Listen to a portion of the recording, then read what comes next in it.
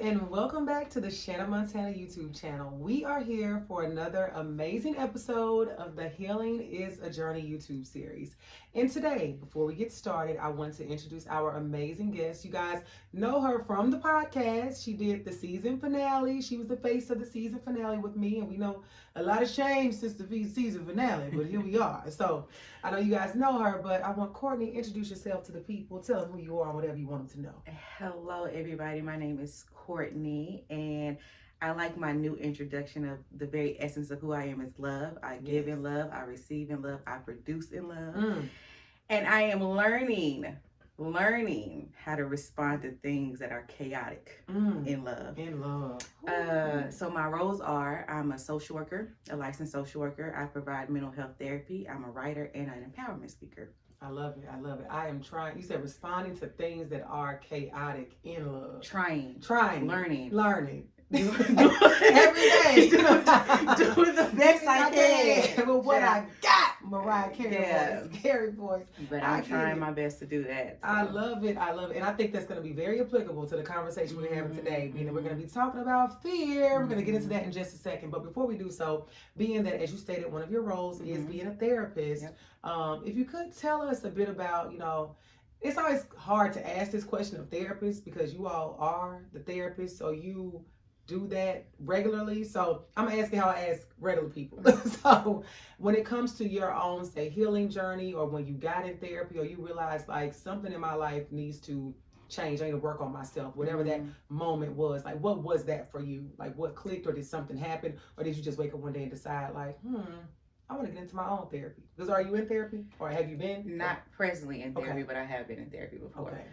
So that's a really, really good question. I think every great therapist has a therapist because we're human before we're anything else. So that's why I introduce myself as the essence of who I am and not like my roles and titles first, because I'm more than just that. Ooh, that makes sense. So I would say for me, my healing journey though began in my early 20s. Okay. So when I was 23, I had a second trimester miscarriage, which resulted in me birthing my son and then also losing my son. Okay.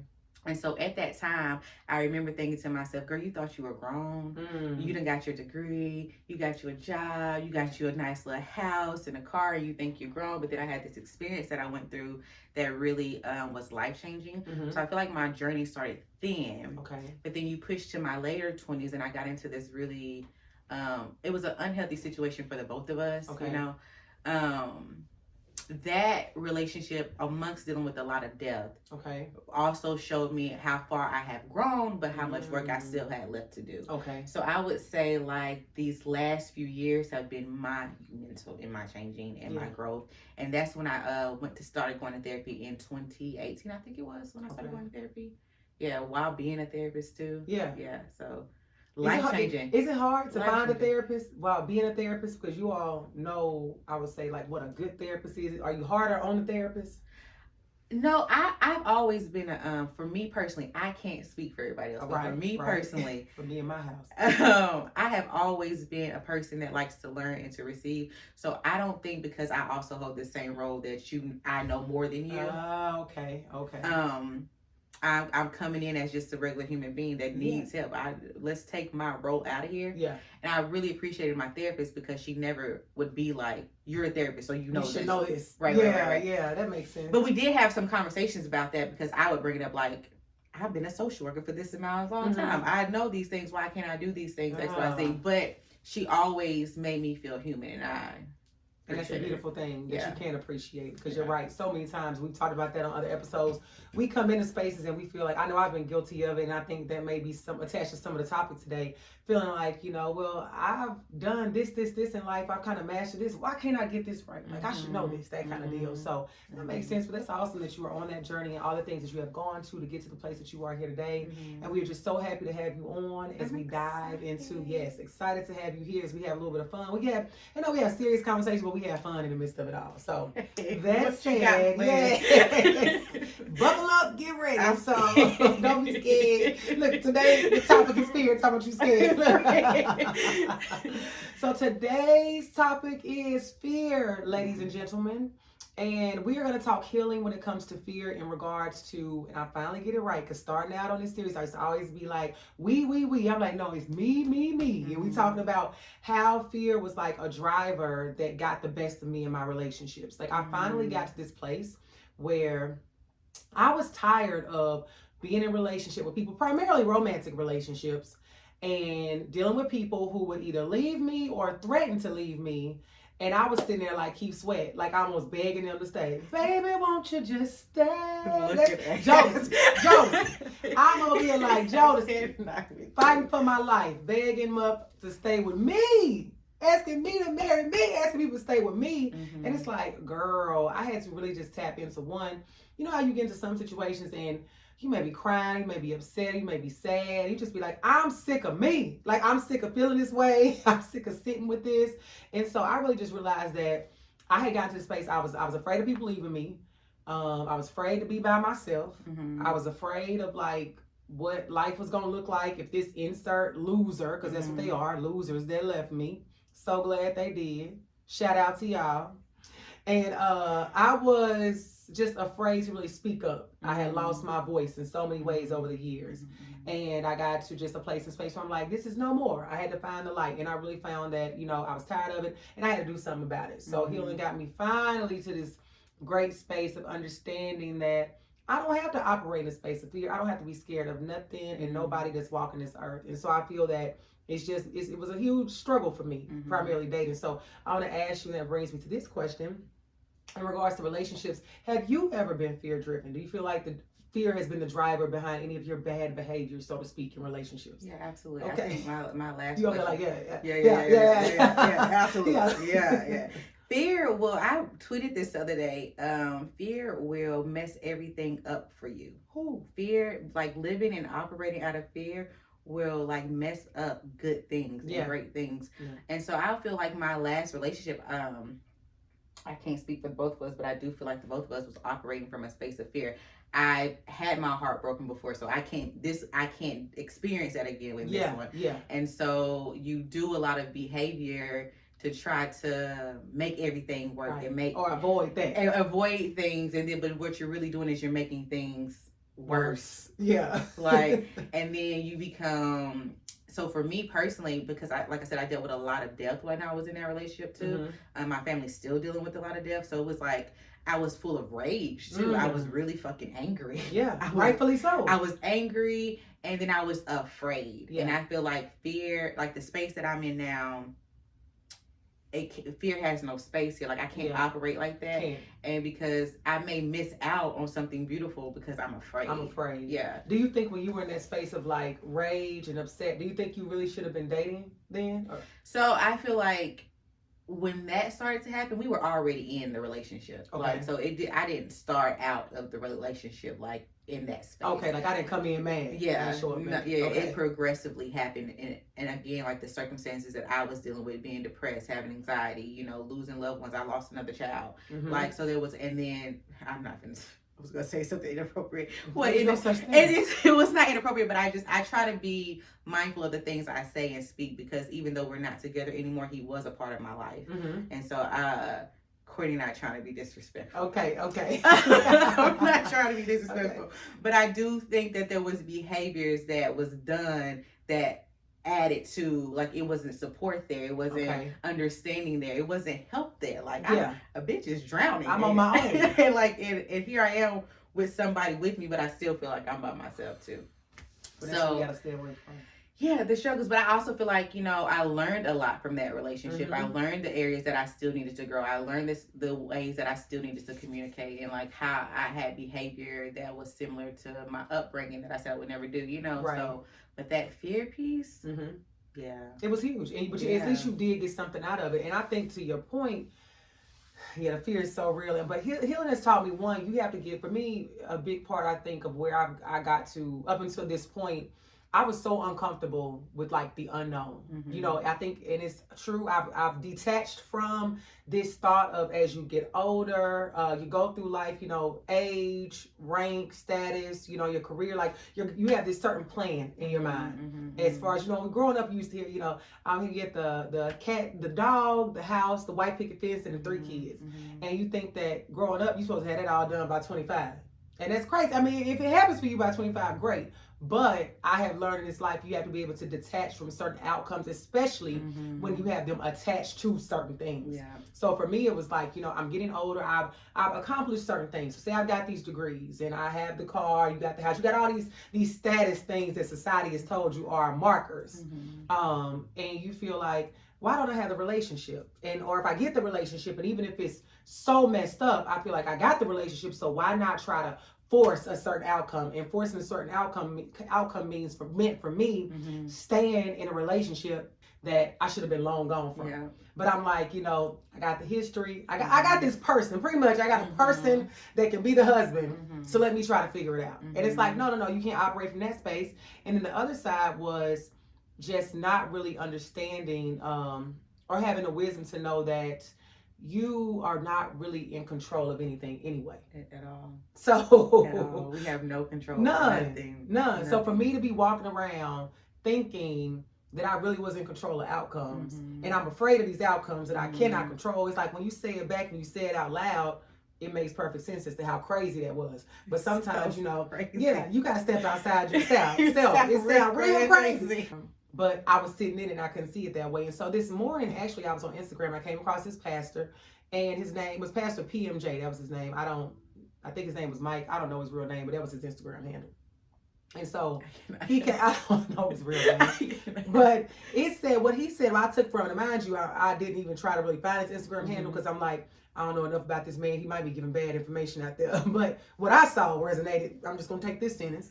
And so he said, just because God is not telling you what he is going to do for you does not mean he is not doing it for you. Come on, somebody. Yeah. So I think we can all testify to that. Come on in the room. Yeah. Come in the room now. Can we have a moment of silence? Yeah, we can. Or can we have a praise break? Yeah, which one? Both. After dance all night. Hallelujah. Y'all can't see our feet. But they moving. They running. They moving. He is dancing, baby. They dancing. And so he connected it to it. It really resonated with me because, you know, I love my birthday. And he was like, it's almost like when you with his girl and he's like, I ain't said nothing to her about her birthday all month. She's like, you know, my birthday tomorrow, you ain't said nothing. Right. He like, I got it. I know it's tomorrow. So then tomorrow comes, he's like, pack your bags. Where we going? Do you want to go or not? She's like, I'm trying to plan what I need to wear. Well, we'll buy it when we get there. Yeah. Stop feeling like you need to know everything. Have you ever sat in that seat of feeling like I need to know every next move? It was coming to me as you talk. We have to have a certain level of trust and surrender and belief that like, you know, the things that I've been praying for, I'm worthy of receiving. I think a lot of us, we pray for things, but then we don't feel like we're worthy of receiving them. And so that keeps us operating in fear. Yeah. So I got to ask you a ton of questions. I got to remind you over and over. You got to remind God. But you just don't lean back and just receive. Just trust. Let it come. Just let it come to you. Let it come. Just let it come to you. That's so true. Oh my God. That reminds me of, as I always say, I know I talk a lot about the law of assumption, but what you also mentioned about the surrender. So we go to on Michael Singer, I'll bring it up again, The Untethered Soul, that book, he talks about being able to surrender your thoughts, that they are just that. And I know it's a lot easier said than done. You really have to get to a space. I feel like it's kind of like meditation. You got to get to a certain place where you can master that, to clear your thoughts. But surrendering to what is going to happen, along with the assumption, like this is something I said I need to get into, I'm working on myself, is praying elephant prayers, because they say what God has for you is bigger than what your imagination even knows. So you need to pray, you know, even though I don't really have any thought I'm going to share on Kanye West, one thing I can say about him that I think is something that people can take from him, if nothing else, is that much believe in himself and what he wants and what he asked for beyond what anybody has to say. And so I brought his name up just really to humanize it, but I think it goes to your belief and your assuming that things are already done and knowing that I asked for it. I'm praying this big prayer, but it's almost like if I was to say right now with my platform and I have prayers and things that I desire for my podcast and this show to go to high places. I could say it all day, but if I don't believe it and I don't think that it's actually going to come, it's actually not gonna come, right? You know, right. Or if I think it's not gonna come, that's what's gonna happen. I will miss it. It could be right there in front of us, but because we feel like it didn't show up how we wanted it to show up, it didn't come in the package we wanted it to come in, and so we will like literally. Is this right? Are you sure? Is this what? And then like we start questioning on ourselves too, and then we start questioning God. So like we could definitely miss. Then we lose all the way around. So I'm gonna ask this. This doesn't really have to do with fear, or maybe so if you're scared of niggas like this. What when it comes to the packaging, somebody asked a question on Instagram. I saw it last night. Said if the person that I guess you desire, your ideal partner, was available, but it wasn't packaged how you want it, would you still take it or go with it? See, here I'm struggling with that question, and this is why I'm struggling with it, because I believe that everything that I want, I get. Okay. And so I believe that it's gonna come in the package. Like I feel like every prayer, yeah, that like it's gonna show up just like how that. I want it. And if it does, it may be a little bit more attached to it, but like I just feel like that's why I'm struggling with that question right now, because I just feel like it's coming how I asked. How you asked for it. Yeah. Maybe I should have responded, because what I put under the post was, nope, I won't. I said I've been there, done that. I talked about that on one of these episodes. And some of my friends convinced me to date somebody that was not packaged as I would have preferred. And it did not work out for many reasons. But you got to also trust your gut too. Like, I mean, I don't know, but I'm struggling with that because it's coming how I asked for. I believe that it can come how you asked for it. It goes back to, you may not see what he's working on, but if you have asked for your package and your person to come a certain way, then they can. And I stand on that. I don't think that I have to. My thing, back up, I don't think I'm going to meet and get to know a person to know that they are my person with all these things that I want in a man. If they ain't packaged how I want, because I ain't going to get to know you. Right. Because I'm not. So is that shallow? I think it's real. I think it's called a thing. I mean, everybody ain't. I know I ain't for everybody. Everybody ain't for everybody. Right. So if I know I want A, B, and C, and you show up as 1, 2, and 3, I'm not gonna get to know you because I only want A, B, and C. Now, mind you, there are things that I'm not gonna say that are just like I won't excuse that. For example. You know, because I say you have types and preferences.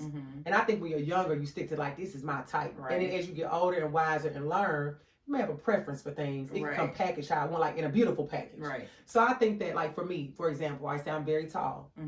Like I'm not dating somebody that's 5'6". You don't want a little Bow Wow? You just don't know the way you move so fast across the floor. No. I mean, you run through my mind. I don't want somebody that's 5'6". Like I can't. That's where I draw the line. Now, you 5'10", I ain't gonna look past you. I'm gonna try my best not to crack short jokes, you know. You're gonna be looking a little bit above them, though. Yeah, but if we stand at a circle, if we stand across from each other, we kind of eye to eye. Like if we within arm's length, it might seem like we're the same height. If you fine enough and you 5'10", I can roll with it.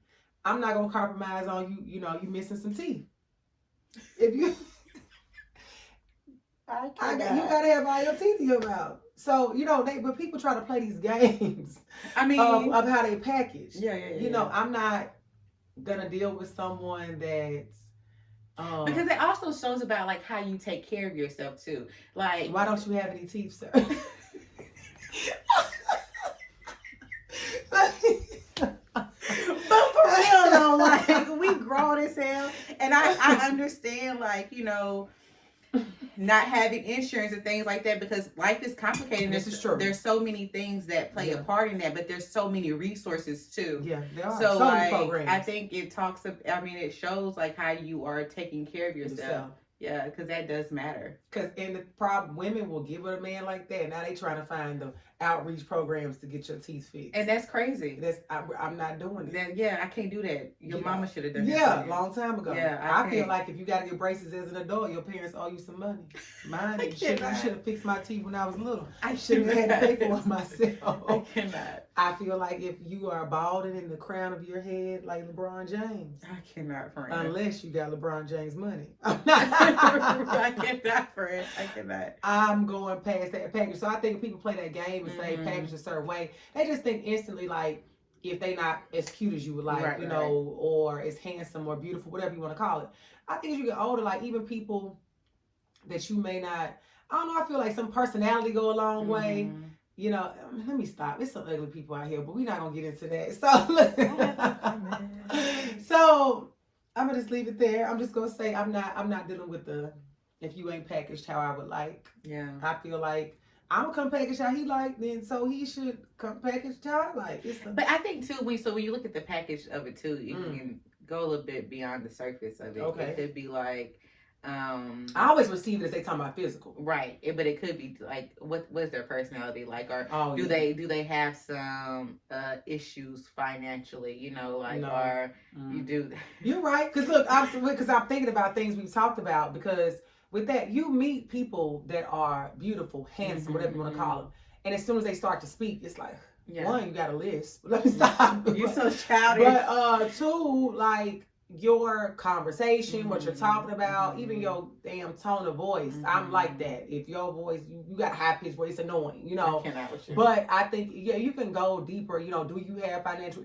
That goes back to I was talking to one of my friends this week about women getting into a relationship with men and wanting to like see that when people say, well, you can teach them how to be something. Like say it's the potential, you want to teach them something. I feel like as you get older, I don't really need to be teaching another grown person anything. I can suggest something. For example, I feel like if you want to be taught something, go to school. They got classes, certificates, all that. That's where you go get taught. I'm not there to teach you nothing. So ultimately, she gave an example, which I like clarified it for her. She was like, what if you date somebody? And she was like, I don't really like flowers. She said, if a man would buy me flowers, I just like bring me something to eat. I said, that ain't really teaching. You just telling him your preference. But in a way, it is teaching. You teaching somebody how to but that's I'll be cool with teaching that. If I say that's something that's like, boo, I don't really care for flowers. Just bring me the Zaxby salad. I used to say I get the same single feeling. Yeah. Well, both. Whatever. Please. You know, stuff like that. Like that's normal. I feel like you could call it teach. Yeah, you know what? You know what I'm saying? You can if you want to call it, so put it this way. If you want to call it teaching to what I would call just telling a person your preferences or educating them, that is completely different. If you are homeless and I'm trying to teach you about how to get your first apartment and you're 40, that's what I'm not doing. I'm also not a credit repair person, so I'm not in the business of teaching you how to get your credit from 430 to anything. I'm not in the business. But I think that, so I didn't mean to cut you off, but it goes back to like, so I think this kind of aligns with fear though, because I feel like some women do this where they come in and they build a bear, they build a man. Build a man, yeah. That's definitely fear-based. But it comes from fear-based, like that they can't get nothing better. Or I'm going to be lonely, or I got to settle for this or whatever. And so they do these tasks. Let me latch on. These tasks. This goes back to, y'all know my favorite show. What is it? Divorce Court. I cannot. All the time. You see people, even though you see some crazy situations on there, but you do consistently see women that have gotten with me. And I'm not exaggerating. There was one episode. She met this man on Sunday. He moved in with her on Thursday. Yeah. Where are his things? He's homeless. This man was homeless. Yeah. So he moved in with you by Thursday. Right. And then from there, she was helping him get a job, get a car. Like she was showing him. Right. It was almost like this was adopted a child, a grown ass child. Yeah. I was literally about to say it's like you had your teenager that you're teaching them how to go through life.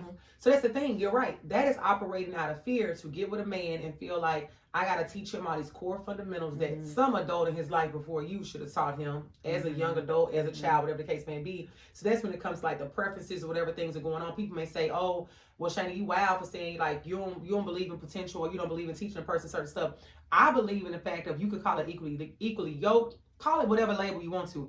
I am a firm believer in showing up in spaces and dating people who can match my energy on every level. So when it comes to how I'm moving in life, things I have in life, my mental in life, even though I mean we all on a different healing journey.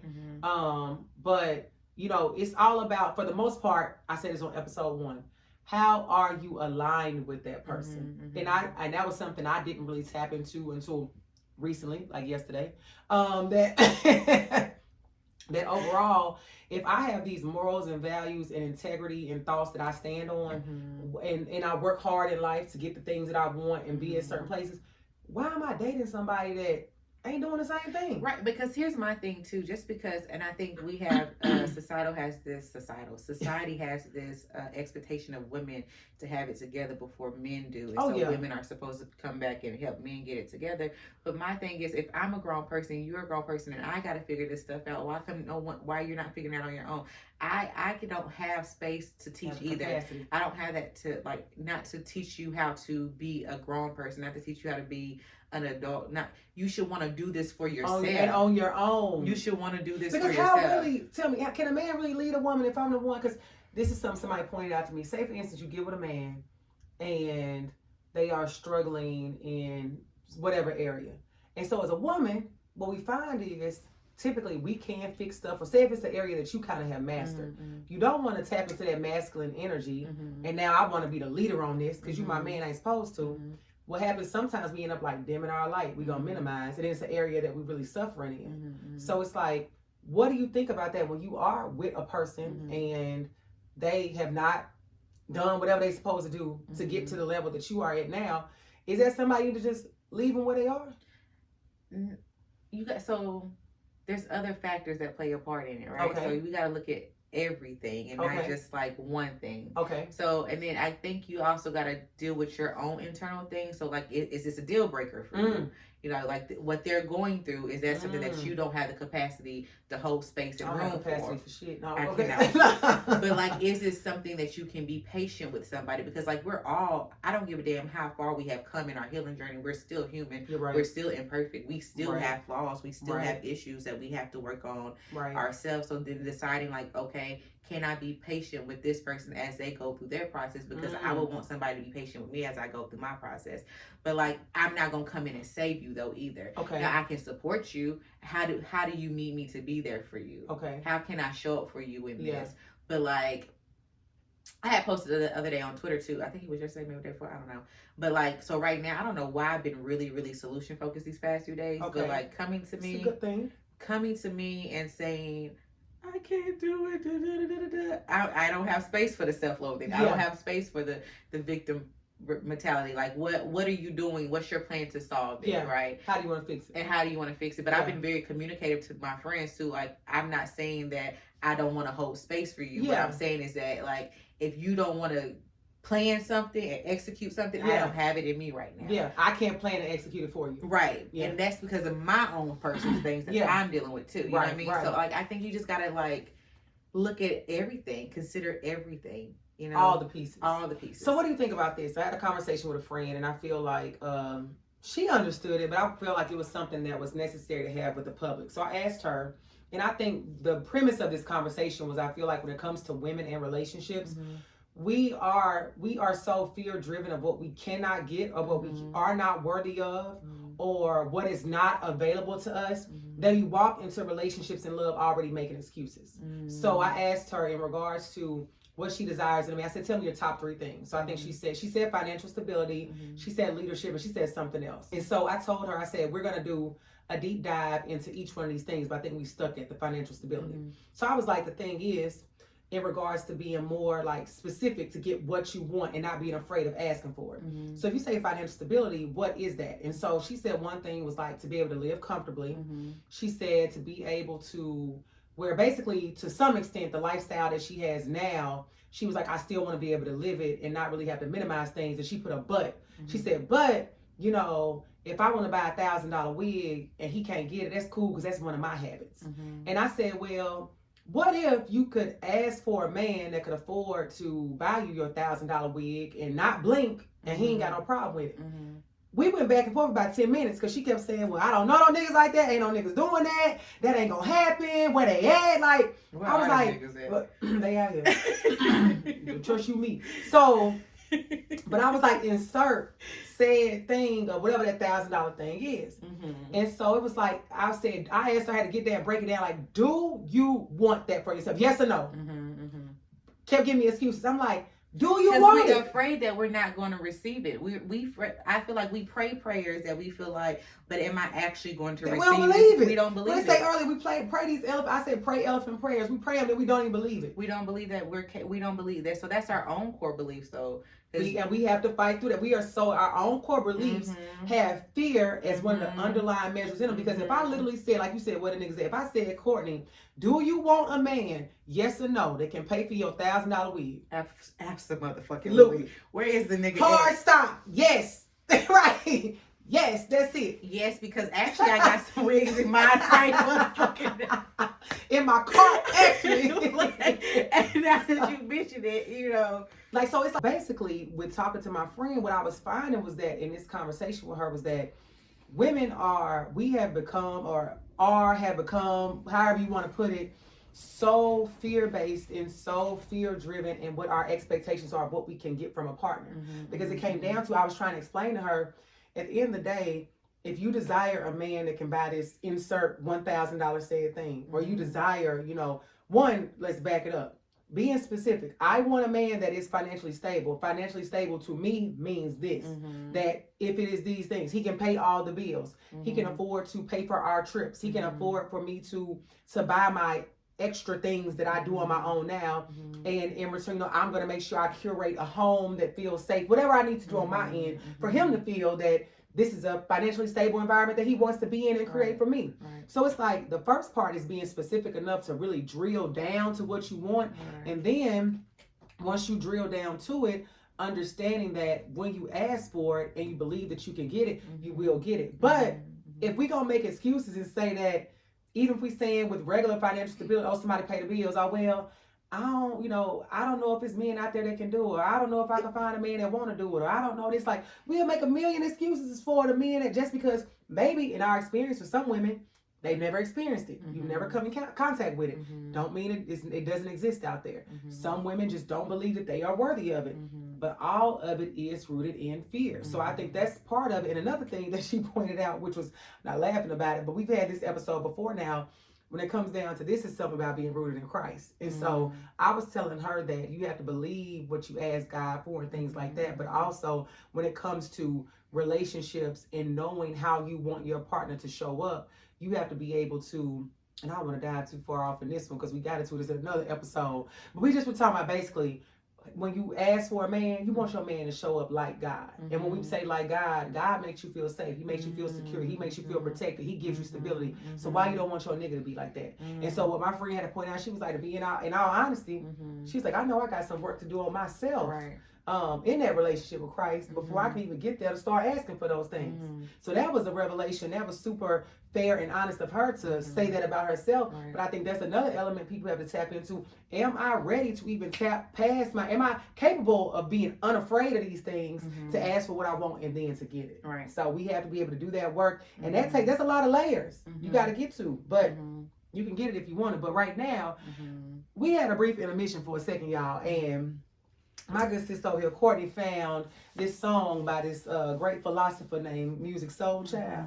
And so she's going to pull up some lyrics. Tell us about it. It just come over your heart. Where did it come from? I don't know where it came from. Y'all might have to add the bloopers in of me singing because I'm not going to sing right now. I'm going to help you. They not ready for that. Preach it. But so it just came to my heart, the song Love. So the very first verse he says, love.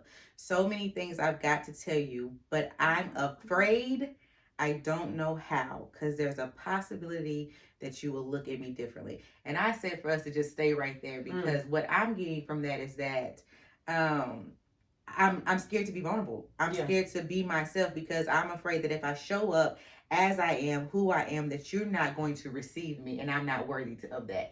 But then he goes on to say, though, so then he kind of contradicts himself, because listen to him. He says, love. Ever since the first moment I spoke your name, from then on, I knew that you've been in my life things were destined to change. So I know I want this. Yeah. I know I need this. Yeah. Because it's a life-changing experience, Yeah. but I'm afraid to have it. Yeah. Yeah, that's what we got. But we can keep going too, because let's see. Keep going. The chorus says, you want to sing it for me, friend? It says, so love, so many people use your name in vain. But hold on, let me see. I gotta see. Let me see. We on the chorus. Love, hold on, what part? Love, this one. So many people use your, I don't know. Use your name in vain. I can't remember, y'all. Yeah, let it go, let it go. But anyways, those who just let it go. I was about to show out. Those who have faith in you sometimes go astray. Through all the ups and downs of joy and hurts, love, for better or worse, I still would choose you first. So we have this longing for love in our lives. We were created for love. Yeah. Like, that's why God designed us to love, to give love, to receive love. But so a lot of we us operate in a space of fear with because he told you right in the first verse, the very first line. I'm afraid I don't know how. Do people know how to love? I don't think a lot of us do, and I don't think a lot of us are willing to learn how. Because I think a lot of us want love to look how we want it to look. Ooh. And we don't want it to look forgiving and compassionate and understanding. We don't want to hold space for that. We want love, but we want to operate out of our ego and our pride, and that can't coexist. Ping, ping, ping. So like when you want love, you gotta eliminate ego and pride. It don't go together. Ooh. I tweeted the Bible verse, 1 Corinthians. What is it? Look it up for us so we get it right. We need y'all saying we out here giving right, because y'all saints is something different. y'all the most holiest people so 1 Corinthians 13:4, and this is the NIV version for my saints. Okay. Love is patient, love is kind, it does not envy, it does not boast, it is not proud. It does not dishonor others. It is not self-seeking. It is not easily angered. It keeps no wrong of wrongdoings. It keeps no record of wrongs. Love does not delight in evil, but it rejoices with truth. It always protects. It always trusts. It always hopes. And it always preserves. And then if you hit on to verse 8, I'm not going to go through the whole verse, but this very verse sentence is love never fails. Okay. And then I feel like, so when we're operating out of that, if you go to 1 John 4:18, it's love, perfect love. There's no fear in perfect love.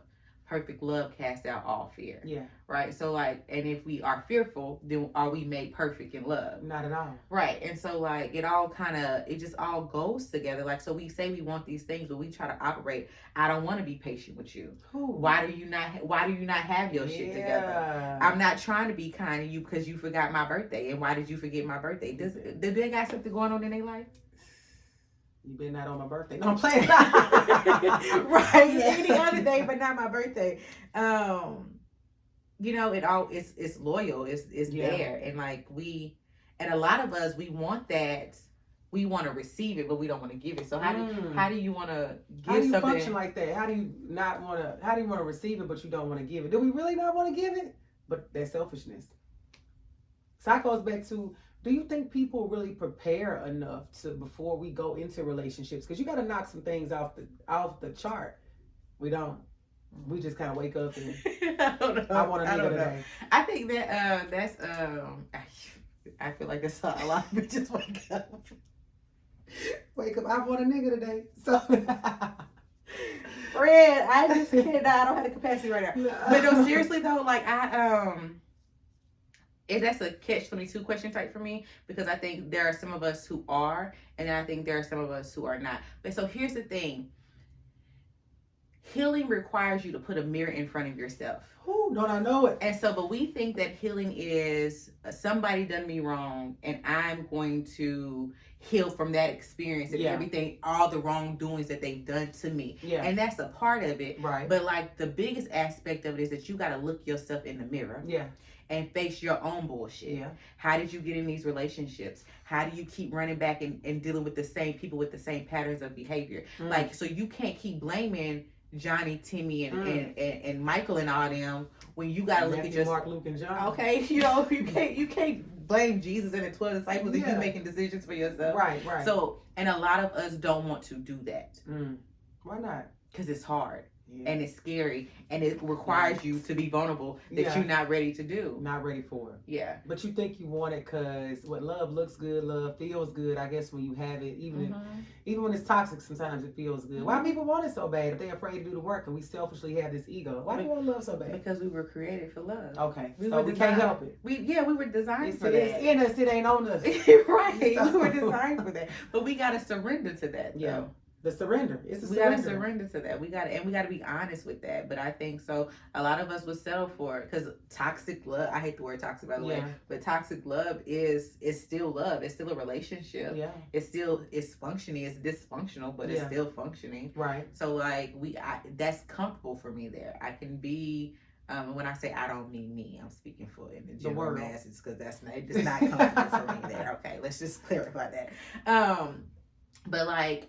That is a reminder of maybe the chaos and confusion that I've always dealt with from my upbringing or this, that, and the third. So I think a lot of us know that we want this, but like we don't know how to obtain it until we are afraid of it. And I think we're not only afraid to receive it, I think a lot of us are afraid of our own demons and that I'll mess it up. Yeah.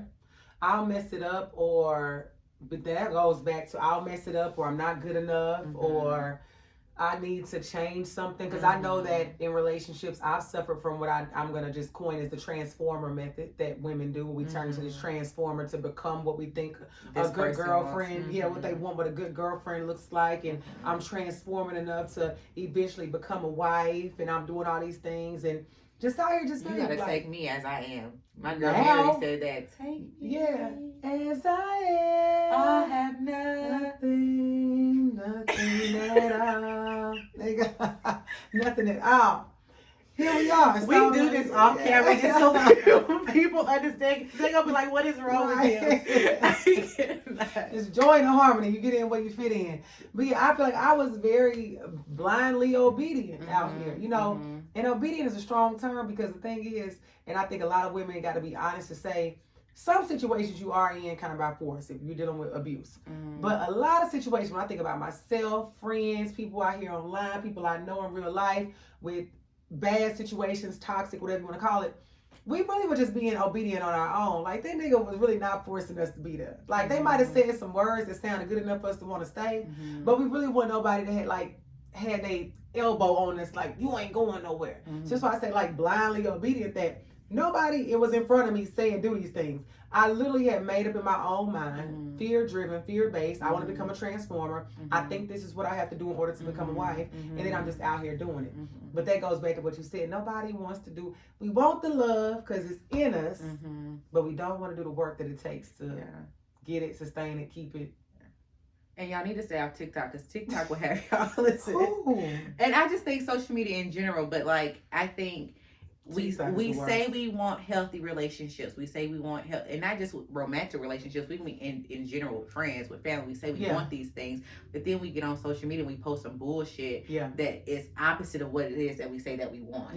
Like, and so a lot of these trends that are out there are the opposite of what you say that you want. One minute you manifesting in a good man, the next minute you talking shit about men. What's one of the trend you hate right now in regards to relationships? You know what? I keep scrolling at this point. But let me think about one. I forget how it starts in the beginning, but they start with like a song in the beginning, and then it goes to a text message, and normally like the girl is like maybe like screaming in the phone, or maybe they get a voice message from a guy that they're dating, and then he's talking crazy to them. I'm trying to remember. I'm trying to think I've seen them tell you it's a toxic one going around where it's like when people on Twitter have said that this is one, they like, y'all on TikTok telling more about y'all life than I ever tell, and I'm sitting here eating popcorn it's a very long one, like the slide show. Yeah. But people are painting like, in the first slide we met, life was great. By slide number 10, he shot me. Slide number 13, we got a baby. Slide number 16, y'all taking Christmas pictures. Yeah, and it's crazy that where's the slide where he went to jail? Listen, that's the thing, y'all get on TikTok and you tell all your business, and you need to go find a therapist. Keep telling your business. I want to see it. But you know, like.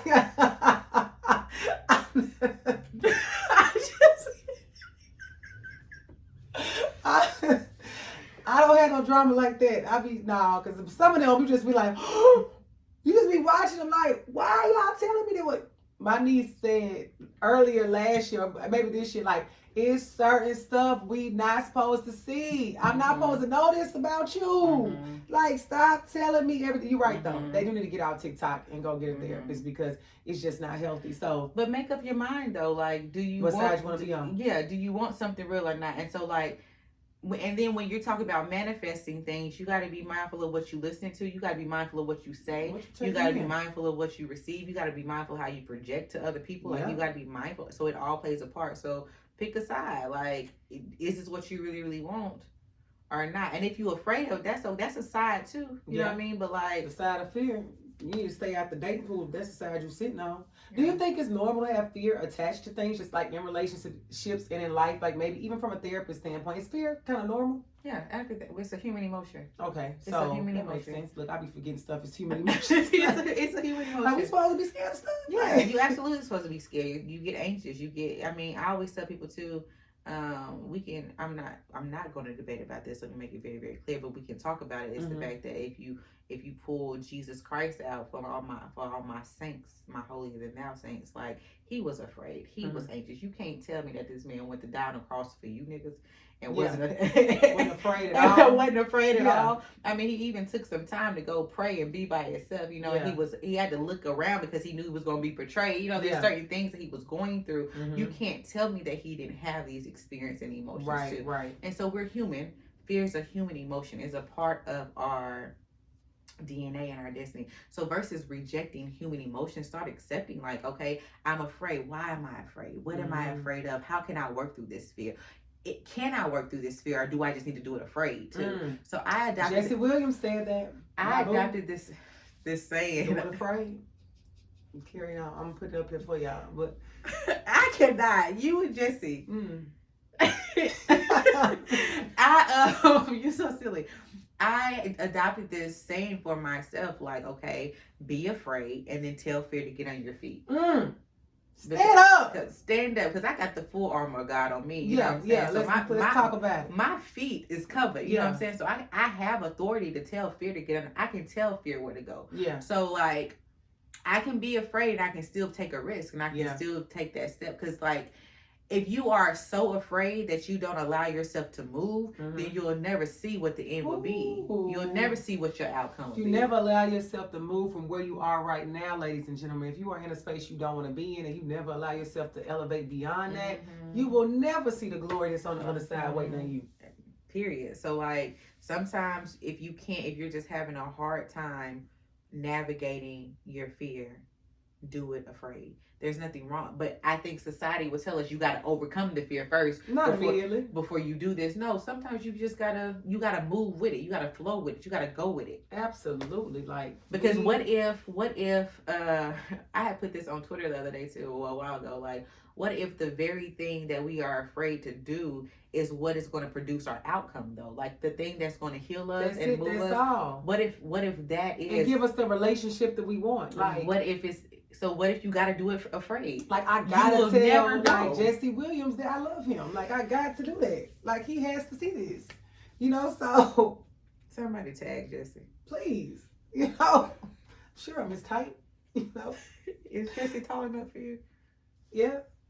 How tall is he? I don't know. We got to Google. I think he tall enough. I don't care how tall he is. Oh, look, this is a serious moment. Let me try to make it otherwise. I cannot with you. I cannot. No, so moving over to this thought, you know, people are afraid to do so many things that we have to tap into, whether it be with love and a relationship or with ourselves.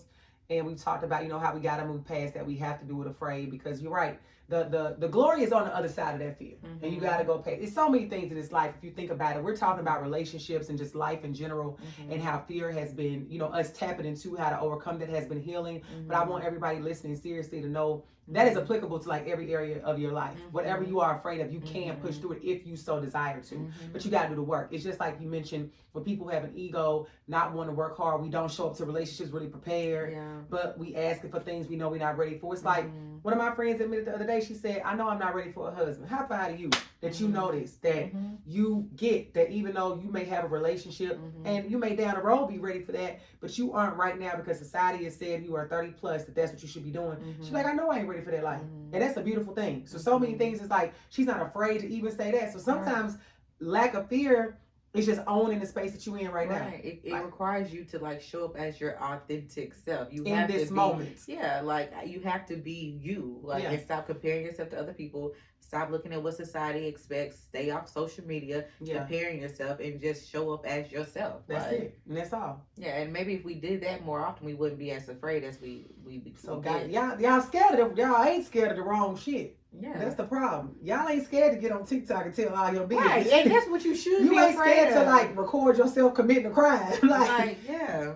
You ain't scared to steal. Like that's the but stuff. And when you think about stuff like that, you know, and I'm not gonna like go into it like deeply or trying to judge people, but it comes from like, oh, I'm trying to get attention. Like, you know, we're in this space attention of like seeking world. Look at me, look at me, look at me. No matter what I'm doing, look at me. Yeah. No matter how messed up it is, look at me. Like literally, I'm about to serve 20 to life, but look at me because I recorded it. Yeah. Yeah. Y'all are nuts. So I'll ask this. Yeah. I want to go through a couple of things I think sometimes that drive fear in people in relationships. And I know on my journey of recognizing these were some of the things that I did that I no longer would do. And I always say I got to test this stuff out, you know, because I might come on here a year from now like, yeah, I was talking all that shit last year. Look at me now. But anywho. It happens. So, yeah. We always evolving. Some of us go the wrong way. But like, you turn. So fear of the unknown, how do you think, like, how was that showing up in your life as far as like driving you? I'll say for me, I mentioned earlier, like I couldn't see the end goal, so I tried to like force.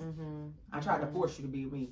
I'm gonna force myself to stick around long enough so you can marry me, so I can become the wife or become whatever. And that was a driver. What do you feel like you've done in relationships when you were like scared of the unknown? What has it driven you to do?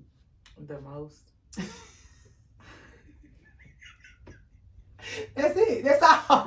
The most. We can stop right there. Like the fucking most. Like, you know, like overdoing, being I'm anxious anyway, and so I had to have this conversation with God a lot. Like you created a being, so like how the hell you gonna make me anxious? It's like this. Like your edge. You like already know I got trust issues. And then you got me over here anxious as hell. Yeah. I've grown a lot though. I've moved through a lot of that, but I feel like in a previous space, like I would do the most. I would try to overdo. I would try to I was not in a real receiving, lean back type of place. I was let me fix it, let me do that. Okay, well let me try this. Well let me try this. Let me show you this. Let me show you that. So that you can see that I'm worthy of that. So I would absolutely, positively be doing the crazy most stuff. I agree. I am. Or the opposite, and the most too of is like pushing people away. Like in the get out, leave, like, you know, or I'ma slide out before, because I think you may slide out and you may not have any intention to do that. You may have no intention to leave your girl alone, but because of how I'm processing things, or I may have blinked, or I feel like I blinked wrong, and so I'm like, okay, this I gotta get up out of here. So this nigga gonna leave me because the way I was blinking, so I got to get up out of here. I think I went through a phase of that. I didn't do that. I would have rather have been on the side of that mountain of let me leave versus stay. But I think I went through that phase. I think I would say before my most recent relationship, I got to that space of like, if you do something like that I don't like or piss me off, or I think that this may go left, I wasn't like a fight or flight. Like, I'm just going to leave. We're going to end this. Don't ever talk to me again. And that was like not even just romantic relationships with friends. Yeah. Like with like, we cool. I'm don't worry about it. It's good. You good? I'm great. I'm out. Anyways, life's good. Right. Pussy's still good. Pussy's still good. Right. What about past relationships? For me, of course, I was always afraid of history repeating itself. So like you said earlier, get in a relationship, I'm going to try to do everything completely different in this one than I did in the last one. Have you done that? What does that look like for you? Like, how have your past relationships driven you as far as moving scared in your current one? Did you kind of have them in the back of your mind? That's crazy. You better speak a current relationship in my life because I ain't in one. Okay, well, you know, but it's received. Manifestation. Yeah. It's received. It's received. Ask the question again because I'm goofy. When it comes to past relationships, how has the fear of like what happened in your past relationship affecting a current or present day if you got into one? Or when has that ever been like a driver? Like, was that on your mind? Like, I don't want to do that again. I didn't like the way that felt, and it caused you, it might have been to push people away, mess it up. Have you ever operated like that? So I think my previous relationship taught me not to operate in fear. It taught me like if you operate in fear, you mess things up. And so I don't operate from that space anymore. I'm doing my best to be vulnerable. I'm doing my best to show up as my authentic self. This is what you see is what you get, and you make it a little bit extra because I'm a little dramatic. But like, I recognize the behaviors that I did that wasn't healthy in previous relationships, and I do my best not to do that again. So like, I feel like if I'm receiving the question right, it would be like, am I in a space of still operating out of fear? And that would be no. Okay. Yeah. And so would you also say, if you were to get in a relationship today, do you feel like your past relationship today? Yeah. You might get in one today. If you got in a relationship today, would your past relationships be a factor at all? Like, would you even think about those in the capacity where they may do more harm than good? Because I think it's okay to think about them in a sense of like, I know it didn't work, but if I was to get in a relationship today, would my past relationships do what now? Would they do more harm than good? Like, would they be on your mind, like driving any of your behaviors? I was about to.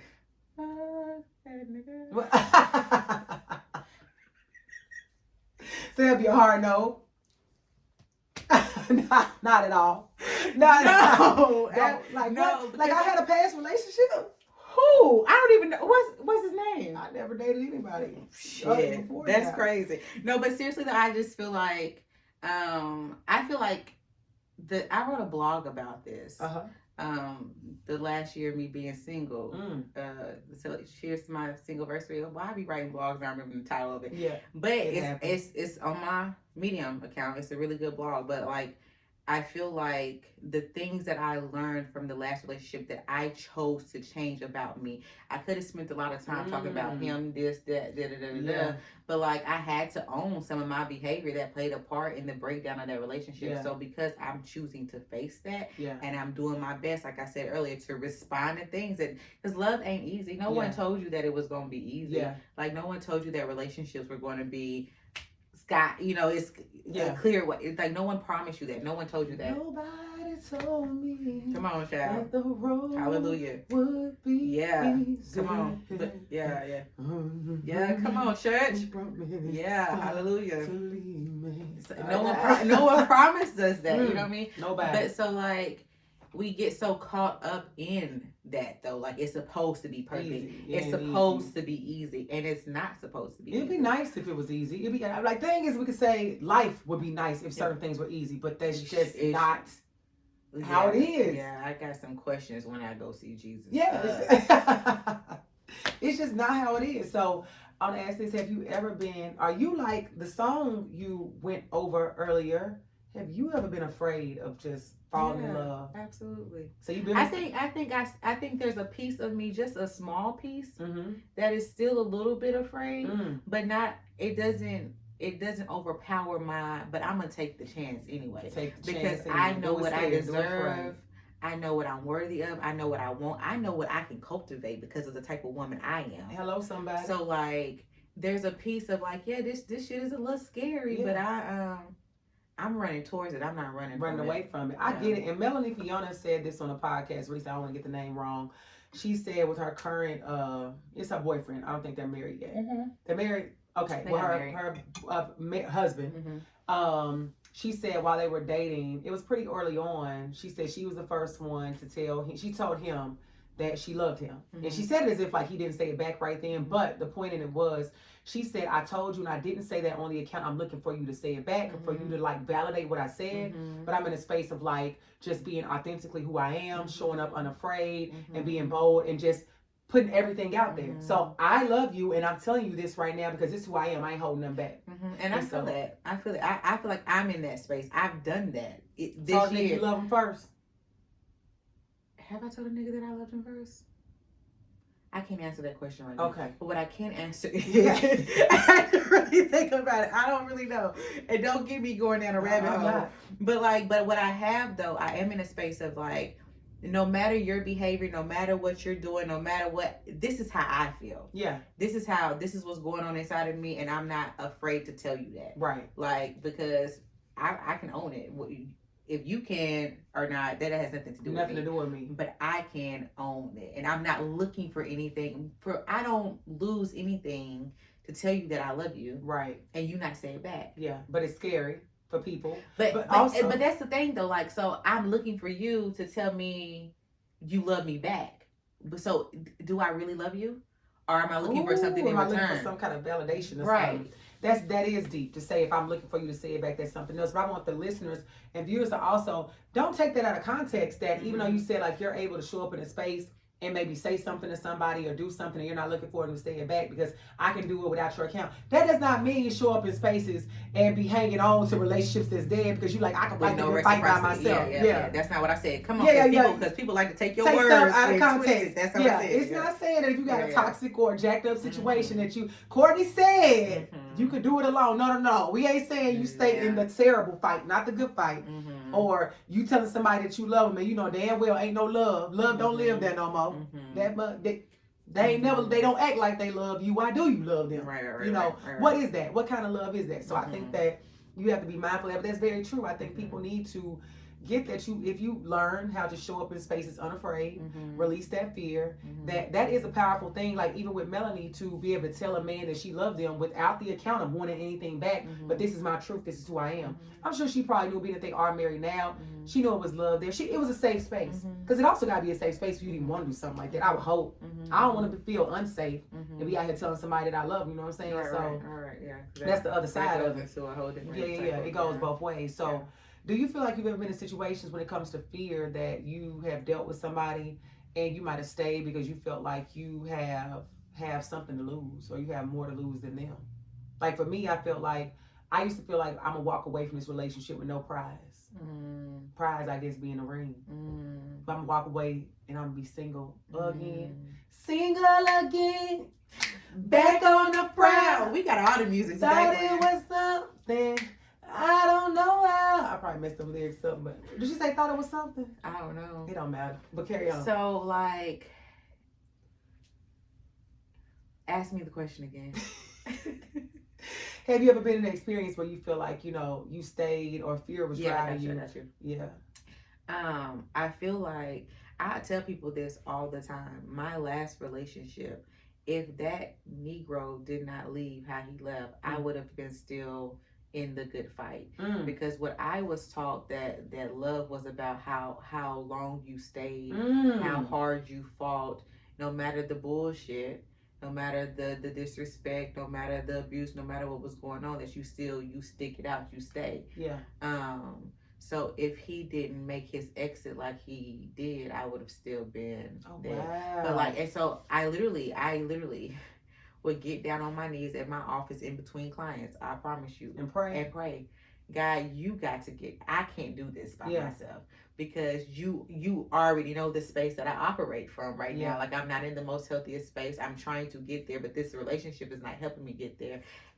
But I know it's not good for me. So like, you got in this. Like, you have to. And when he left, I didn't realize in that moment that God had answered my prayers, because I was in my ego and my pride, so I was real pissed off and real angry. Yeah, like, how dare you? Yeah. After all the bullshit that you done put me. You want to leave me? How long did it take for you to swim through that ego and pride and get to the other side? Not long. Not long at all. Okay. It took me maybe the healing of it had my ups and downs, but when I realized, like, oh God, you answered my prayers, it was maybe like some days after. Oh, but but like, I still had to grieve. I still had to go through my highs and lows with it. I still had those different things, but I had to have a bitch. Did you forget what you prayed about? Yeah. Like, reminder. Like, but I knew that about me. I knew that was my place of weakness. That I would stay and stick it out and fight with a nigga that's not meant to be with me. Did you think he was the prize? What was it? Why was you putting up that good fight? Because you don't quit. You don't give up. Because what you were taught. Were you taught that like in your household? Yeah. That you saw. Yeah, and I think that resonates with a lot of people. You stick. Either we weren't taught like it's like through conversation and action, but the action what we did see, you stay. I always tell people, I say many times on the show that when people say they want the love and relationships like grandparents, a lot of times it's just the longevity. It wasn't like that it was always beautiful love. It was just they was together for a long time. You was together and you don't give up. You just stick it out, you know. And I think the other things are like the pressure of society. You want to be married, you want to have kids, and then I think they're also looking at yourself and looking at what did I do wrong? Yeah. Judgment, the blame, hurt, the shame. Yeah. And we have to move away from that. Yeah. But your girl was down on her knees. In her office. You knew. I can relate. I had a story. I went on my knees every day, but I think I was having constant conversations with God about a very toxic situation. I told y'all the nigga I put out on Halloween that I'm gonna go into detail on Patreon about. But I had talked to God so many times, and I think in that relationship it was over well before it was actually over. And by the time that we had the conversation to end it, I feel like it was on that day. You know, yours didn't take long after that day for me. After we had a conversation, it was almost like a weight just was lifted off of my shoulders, like heavenly, and it was like, this is over. And it was like the best feeling. It was I had been so afraid of the grieving process that would normally come from me after a breakup. You know, the sadness, the depression, all those things. And none of that happened. And I feel like that was like my first glimpse of like, you can get this thing right, like as far as working on yourself. But I also felt like God was I feel like he was up there looking at me like, I've been waiting on your ass to end this. God do be like, when you gonna call me? I'm ready when it is. Right, I'm ready when they say black folks like, I'm ready when you are. That means God like, I was ready. I'm ready when you are. I've been ready. You know, so if you ask, heaven is rejoicing. God, he was literally, I feel like you never asked me to release you from the shackles of that foolishness. And like the day that you did, I did it. Because sometimes our God works fast. You be like, damn. I just asked 5 minutes ago. But now being in the space of, okay, the signs that I ignored from the very beginning from that relationship, I can't take it with. So I'm not ignoring those signs now. And I feel like, you know, this is why I'm single, but I'm very, if it's a flag there, it's there. It's glaring. And I don't need to make no excuses for it. This ain't it. This ain't gonna work. I don't need an explanation. And I definitely had a conversation with someone recently, and not even like dating this person. This was just like, you know, you be around people in general talking. And we were talking about a couple things. He was like, you seem like you get triggered easily. I said, no, I don't. I said, in this conversation, and we not even trying to like holler at each other, you done said like 3 dumb things. And I'm like, I have literally said like, those are very dumb. Like I didn't say it in those terms, but I immediately called him back like, I wouldn't tolerate that. I wouldn't tolerate that. I wouldn't tolerate that.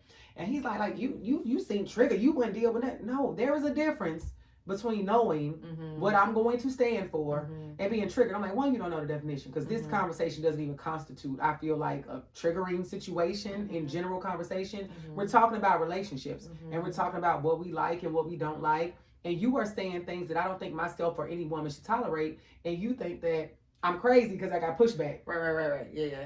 So it's like, no, that's not a trigger.